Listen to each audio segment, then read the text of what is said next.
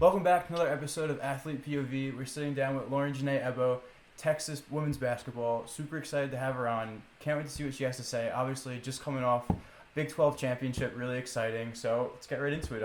How does a Big 12 championship feel for Texas? It feels great. It feels great, especially the team that we played was Baylor, which Texas hasn't. Right. I don't think beat them since 2003. Right. So it's been a while.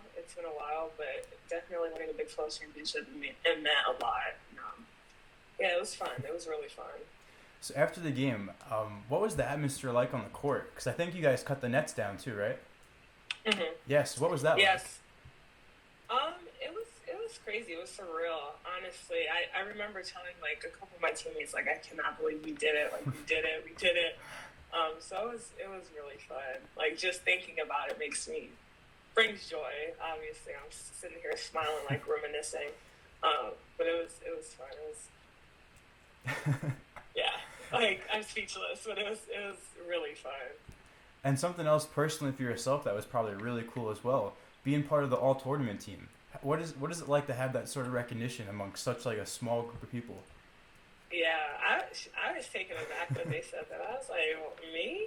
But no, like I'm honored. I'm genuinely honored. I always just try to go out there and play my hardest for the team.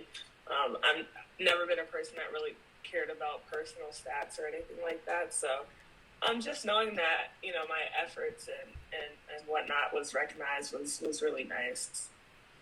Definitely has to be pretty cool, and I think your teammate was like the MVP of the entire tournament as well, right? Mm-hmm.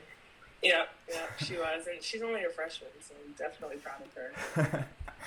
Yeah, so now a little bit about yourself now. You transferred into Texas from Penn State.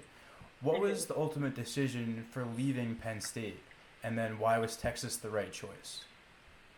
Yeah, so I loved Penn State.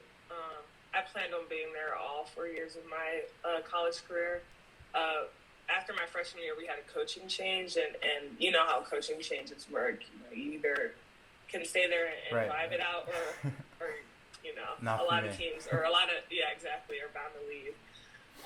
So I stayed there after the coaching change. I stayed there for 1 year for one coach. The next year when she came in for the other, and at that point, I just thought going into my junior year was the right time to leave. And originally, when I was in the portal, Coach Schaefer and his staff from Mississippi State, they were contacting me. And I think the day I was about to commit, they told me that they were moving down to Austin. So I was like, okay, I'll come. Which actually turned out pretty well because my brother lives literally right across the street. So it was pretty, it was pretty nice, pretty fitting. I go over there all the time, so it turned out really, really well, obviously. Yeah, I can definitely see how, pick the right choice on a good path for, whatever you do next year or in the next years for basketball. Looks like you guys are very put together. So now a little bit more about yourself, being from the Washington, D.C. area. Does being from the Washington, D.C. area, do you play with a different sort of drive? What does Washington, D.C. mean to you when you're playing the game? Yeah, I mean, just being from D.C. means a lot in itself, but especially with the basketball culture and any sport culture in the D.C., Maryland, Virginia area is very competitive, and I feel like players that come out of D.C., Maryland, and Virginia have a different swag to them, very different from, Texas players or California players or whatever the case may be. So I definitely wear that title with pride, just being from D.C. and having that experience. And also, the high schools that I went to, AU teams that I played for, I have always played with the best of the best competition, So it's always put me in a good position going into college and just making those connections for the future. So, yeah, being from DC, for me is an advantage. I definitely wear that with pride. Definitely, and something that was really funny that relates to this, I just saw this TikTok, and it was top high schools where professional athletes are from, and there was one I think at DeMatha in that area where you're from. They had the most professional athletes come from there. Yeah. So that was pretty just eye opening to see. Yeah, DeMatha is an all boys school. They were in the conference. I I first went to Paulucci in Fairfax, Virginia, and then I went to Riverdale Baptist. And DeMath is in the conference of Paulucci, and they've been dominant for as long as I can remember. Like some of the obviously best basketball players come from DeMath and Gonzaga, all those schools in that area. Yeah, definitely a atmosphere that'll set you up and like prepare you for the next level, which it did. Right. Now, another thing, when you were younger, you were like a multi-sport athlete. How do you think playing all these different sports like prepared you to now focus on basketball specifically? Well, I really give a lot of credit to being in a lot of sports, and especially dance is one of those that, you know, people might not think is really a sport, but I think my feet, how light my feet are, especially as a post player or center or whatever, has really helped me, you know, in terms of that, because post players are not known to have the lightest feet and be able to move the quickest and whatnot. So I think dance has definitely helped me, but also just being able to experience different sports is always a great thing. Like I got into basketball. I got into basketball really late, around 7th, 8th grade, I would say, and I didn't start taking it seriously until high school, and I realized like I have an opportunity to be good. Right. So I'm definitely thankful for my parents and their willingness to put me out there and get me in sports and get me involved in other things. Because it definitely set me up for the future. And even in basketball, I carry over things that I've learned from, you know, track or just my experiences with people that are involved with other sports. So now going a little bit about myself. In high school, I played football and baseball, and I wasn't like a big name recruit like when I was graduating, but I had a couple teammates that, you know, were getting recruited by colleges. And my head coach, my high school football coach, he'd say like, hey guys, like especially when we were like younger and like freshman, sophomore, he'd be like, if you guys can play more than one sport, college coaches, they love that. Like they really like to see like versatility, like how many different things you can do. And that can just be like, you can be used more for your skills and abilities at the next level if you like spread yourself out in high school. And it just shows how you're willing to like do a bunch of different things and always be active. Yeah. So that's something I've heard a lot too. So yeah, even though I played those sports when I was younger and whatnot, people might not credit me for, but I mean, I definitely think it's helped set me up for the future. Absolutely.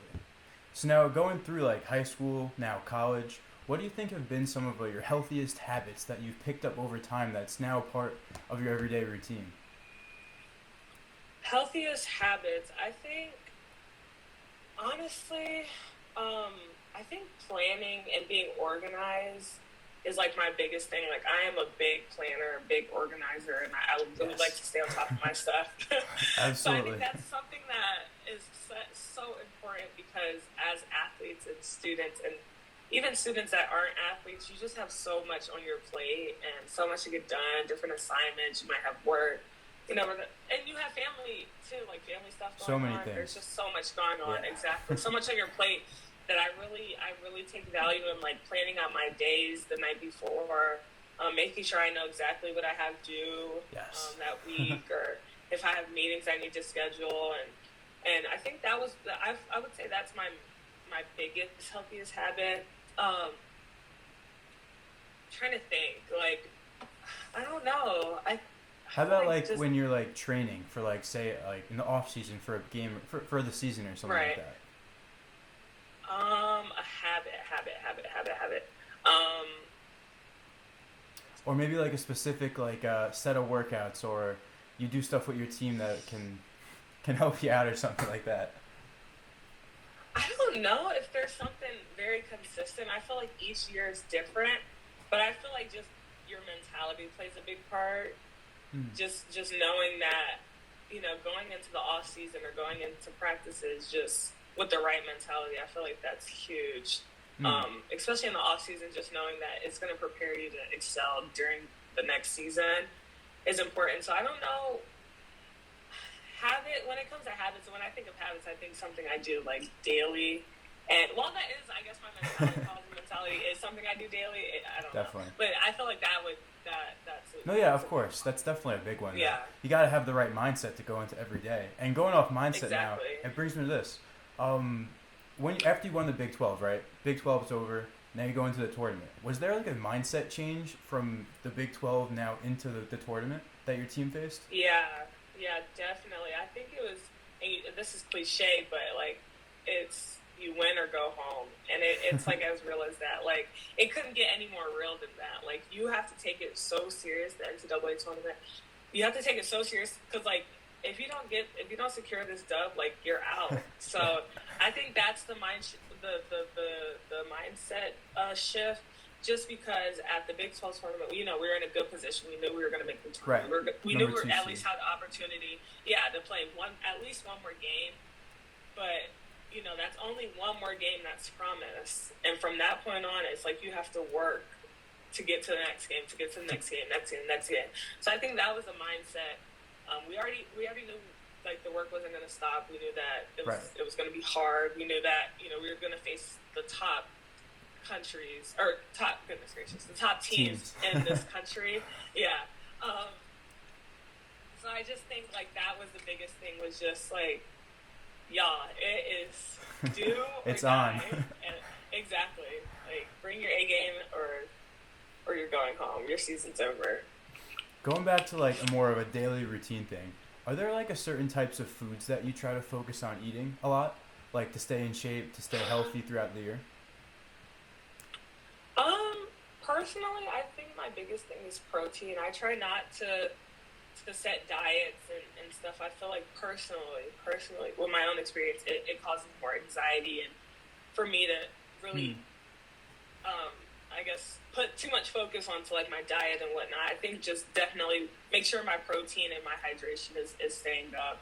I think those are the two main compartments I try to focus on throughout, especially in the pre-post seasons with weightlifting, just making sure all the weightlifting I'm doing, I'm maintaining it by my protein intake. Right. So, like, example, if you have like a set protein goal every day and like you fall off a couple of days and then you got to lift that next day, I don't know if you'll be able to stay on track for the amount of weight you're supposed to lift, right? That's how it works. Exactly. Yeah. And then how big is hydration? Because I know with basketball, you're running up and down the court. How big is hydration for that? Man, it's huge. I couldn't tell you how many times in practice and games where I felt exhausted, and it wasn't exhaustion from like I didn't get enough rest. It was simply that I didn't have enough water. Like I didn't have enough water intake. And I think about halfway through the year, I was like, if there's two things I need to play well, if there's two things I need to perform, it's rest and sleep. Like that will get me through, honestly. Like every day I need to make sure I get 7+ hours of sleep, and every day I need to make sure I'm constantly drinking water or, I'll be out there. And it's not that we're out of shape, but it's just that you gotta maintain. Exactly. We don't have enough water and whatnot. So I think those are like water is huge for sure. It's one of the things that, if you see an athlete out there looking like they're dying, it's not because they're out of shape, because we've been playing for months, we're in shape, we put in the work. It's just that we haven't done, the hydration business that we need to take care of before coming out to the floor. So what's like a goal for you, hydration-wise? How much water do you try to drink every day? I know commonly, like, people say, like, I think half of your body weight in ounces. For me, I definitely try to get in as much just regular standard water bottles as possible. Like, I think my goal is, like, 8 or so. During practices, I drink a lot of water. Like during practice, I drink a lot, but at the same time, in practice, you're losing all that water through sweat. So like after practice, you kind of have to like replenish and exactly. So I would say like 8 standard water bottles, but that changes. So, but definitely, especially now that it's getting hotter outside, like just try to drink as much. Yeah. Now, so when you say 8 water, that's like one thing is like 16 or something. Probably, right? And then so like one of these. So like something like that. It's probably like 128, like probably a gallon, right? About that. Yeah. Like I remember about a gallon. Yeah, like in high school, I would see like kids walk around with like their gallon jug and be like, not always maybe drinking the whole thing, but right, yeah. No, I mean, yesterday I had a gallon sitting in my car and I was drinking from it. So there you go. Very cool, very cool. So now let's go on a little bit of a lighter note here. A couple questions, fun questions. What's the favorite place that you've ever traveled to or you want to travel to? Okay, favorite place I've ever traveled to.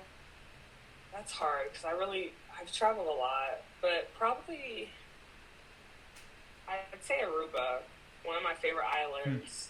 I think Yeah. it's so pretty, and I love the fact that it's so small that you I've been there, basically can yeah. drive the whole island. Yeah, I Very nice. love Aruba, and I definitely want to travel to like Dubai, Bora Bora. Like those are probably my top two destinations. I always think when I think of travel, I think of like hot places. Right, So. like tropical. Yeah, tropical, exactly. So those are my top two. But I definitely want to explore like the cooler, where people go on ski resorts and whatnot like that. But Snowboarding is definitely snowboarding is very fun. Yeah, I've never gotten into winter sports before, so I definitely want to check it out. Just gotta find the right time.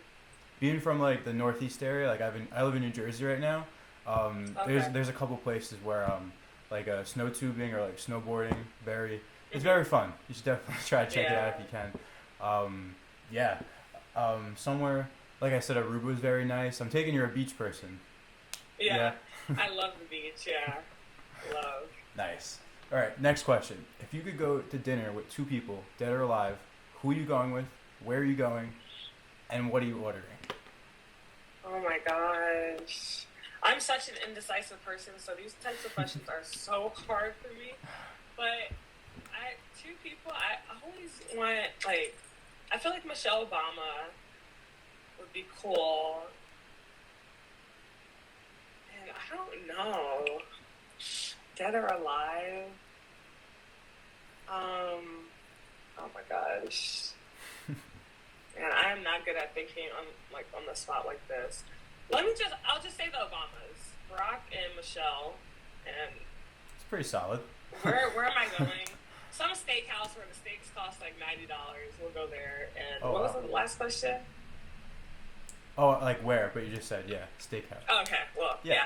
I feel like that's a good answer to put out here. I won't regret that answer when looking back at this. I mean, solid. You can't go wrong with steak. The Obamas, I mean, A-tier people. Like you can't go wrong with that. Why not? Is it? Do you have like a favorite type of food, like Italian steak, like anything that you really like always want? Well, not always want, like always food, like. Yeah, my favorite food is chicken. Like I love all types of chicken except white meat. I love dark meat, but chicken. And then my favorite, what's it called? I always want to say genre, but that doesn't make sense. Anyways, I love Indian food. Like, love Indian food. That's probably my favorite type of food when it comes to, like, the type of dish. I would say, like, Indian and maybe Asian after that, so. Hey, I mean, solid. That's really nice, too. Yeah. Going off a next topic. Favorite type of TV shows or Netflix shows that you really like? Oh, favorite type of TV show? Like... Yeah. Like, you mean, like, murder or, like, mystery and stuff or like that? All right, that was kind of like a bad way to say it. Are you, like, watching anything on Netflix right now people should check out? At the moment, I'm watching Bridgerton. Oh, wow. I love that. My girlfriend's actually watching that right now, too. She's trying to, like, get me into it. And I'm like, I don't understand. Yeah. I know, it's not for everyone. But I personally love it. I love shows where I can... And although Bridgerton, you can't really get into other people's cultures, but, like, I love shows that are based in the UK or, right. things like that. But Parenthood was a good show on Netflix that I've watched. I'm trying to think of recently what I've watched. I watched Top Boy, which is on Netflix, which I thought was really good. Yeah, I think right now I've been on Bridgerton, though. And on Hulu, I'm watching... Yeah, on Hulu, I'm watching The Good Doctor, but... I don't know. I can't really think of I have like a whole Netflix list. Like I run through shows like it's nobody's business. Bridgerton actually has a book series too, that she was my girlfriend. She was reading it, and I'm like, cool. Like, is the show based off the book? I think all the books are already out, and they're making movies off like the books now. I think. Okay. So like she was like saying, "Oh, I don't want to get the third one because I think that's going to be the next season." It was all mixed up or something, but yeah, definitely very cool. It's always cool to see like what athletes like do, not like on the court or like in the field or whatever. No, I run through shows like, because I'll watch shows while I'm getting ready for games. I'll watch them. Oh yeah, while I'm definitely. eating breakfast. Everyone. So I like. Yeah, and I'm really good at multitasking. So I'll have a show playing on the TV while I'm doing homework. So I like. It's easy for me to get through seasons like fast. Something I sometimes do is like, even with like YouTube videos, I'll watch like, I'm a big like podcast guy. Like I listen to podcasts to try to like either like learn about like how to like, be a better host, or like just interested in the guest itself. And I'll watch it in like 2 times speed to like listen faster to them. So that's that's. It's actually crazy that you asked me to, be on this show with you, because I'm starting my own podcast and I've been working on it. I just haven't been able to actually. I've been so busy, and now that it's time to like graduate and stuff, I'm just gonna put it off for a couple more months. But yeah, I'm definitely getting into that realm of watching and listening to podcasts. Right, also, definitely. So. I mean, I'm not gonna like plug my own, but we have like about 30-something episodes you could watch, or whoever could watch. But some good ones that I watch. I mean, I'll just go off the ones I watch. I watch Joe Rogan. He's been at it for so long. Very solid. Tim Dillon's another one. Oh no, Tim Ferriss. Tim Ferriss is another one. It's like a more business sort of podcast. Okay. It's very good. Even I watched like that new one that that the Nelk Boys put out, the Full Send podcast. Oh yeah. They have a bunch of like big name guests that they sort of like handle pretty well. That I just watched those because I don't know, they were into like sports, so I watched that a lot. But there's a million of them, not just the ones that I'm into. Right, there's so many out there. I'll just like one piece of advice: just if you watch anybody, just a lot over time, you pick up on certain like phrases or things to like transition into different questions, or like really just connect off like the energy like the guest is giving you. Right. Yeah, so that's like a big thing I'll give you. It doesn't have to be who I watch. Yeah, well, I appreciate that, because I could definitely use all the tips I could get. Yeah, and I'm sure with your credibility as like a NCAA player, whoever you can get on, you'll have an audience right away. Obviously, you have to put in like the work to like grow it over time, but an initial like starting point should be just probably pretty good for someone of your stature. So that's a benefit.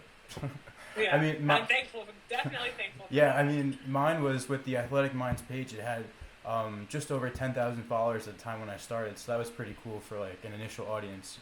But okay, that's cool. Yeah, I feel like podcasts are definitely hard to start like off the rip when you're just like not really like marketing it, but like that's the whole thing with I feel like businesses. Once you have an audience on some platform, you can easily or more easily spread it to a different one. So exactly, I think you'll definitely be okay with that.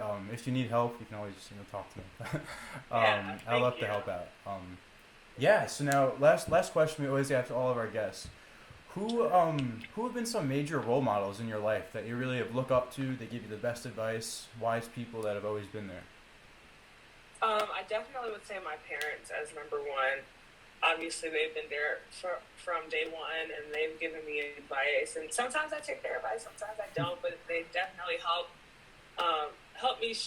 shape me to who I am today. Just always teaching me life lessons growing up, teaching me the importance of managing my money, and like I was saying, my mom was always big on staying organized and making sure you have time management and stuff like that. So I definitely think my parents play a big role.